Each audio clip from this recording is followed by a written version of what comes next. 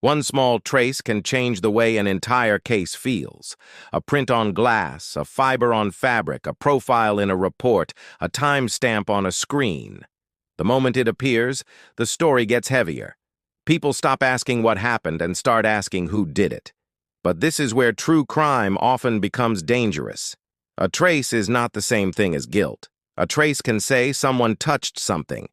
It may say someone was near something or that material moved from one place to another. But guilt asks a bigger question.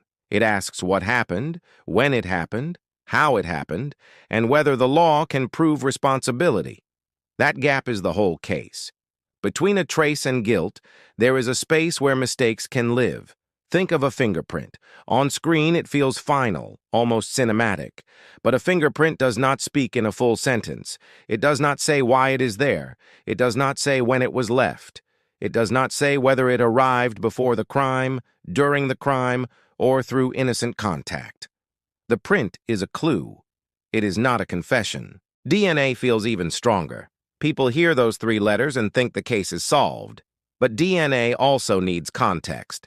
A profile can show biological material, not automatically a complete story. Was it direct contact, secondary transfer, contamination, old presence, mixed material, or something else? Those questions matter. Because evidence does not become truth by looking scientific. It becomes useful when it is interpreted honestly. That is why chain of custody matters. It is the paper trail of trust. Who collected the item? Who sealed it? Who stored it? Who opened it, tested it, moved it, and documented every step? If that chain gets weak, the evidence does not disappear, but the confidence around it can change. True crime loves the dramatic object. The hair, the glass, the message, the glove, the shell casing. But courts and investigators have to ask a colder question. What exactly can this object prove?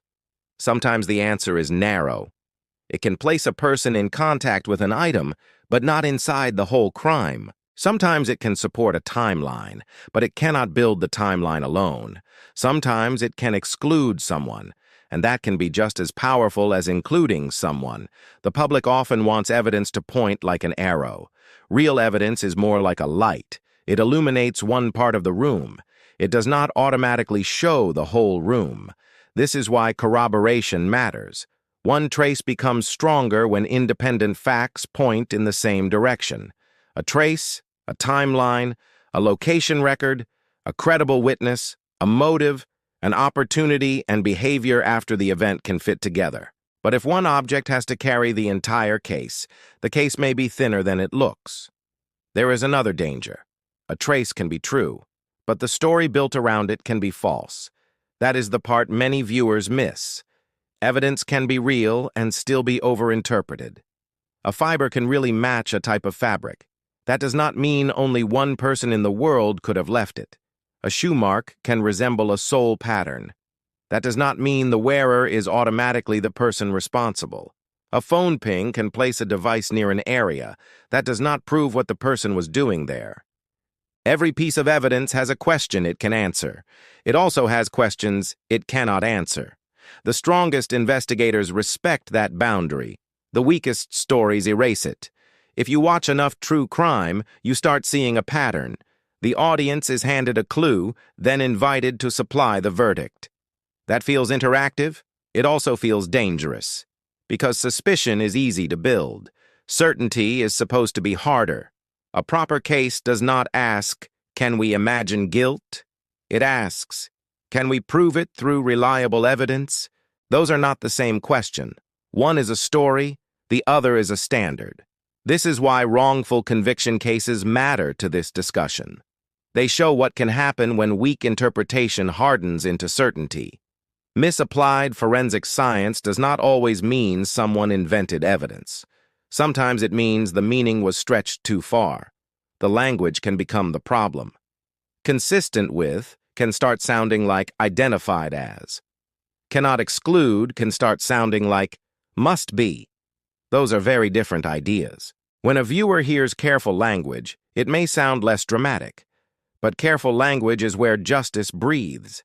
Because the goal is not to make a case feel satisfying. The goal is to get closer to what can actually be known. Here is the cleanest way to think about it. A trace can point to contact, source, or movement. Guilt requires context, intent, sequence, opportunity, and legal proof. Between those two levels, there are many doors. Each door needs its own key. That is why the phrase, "the evidence proves it," can be too vague.